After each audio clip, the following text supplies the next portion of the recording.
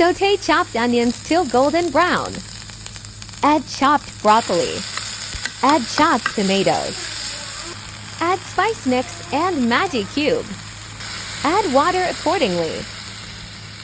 Add finely chopped green chilies. Add noodles.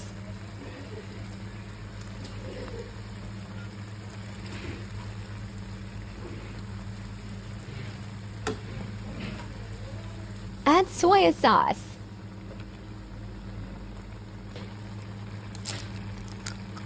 Add eggs.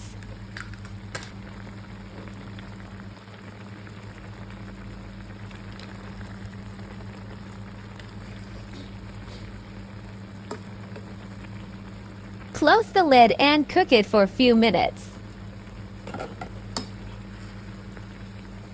Add chopped coriander leaves.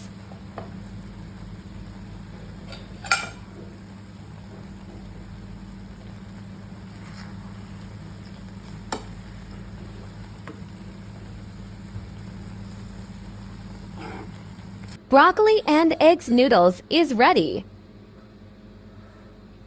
Ready to serve.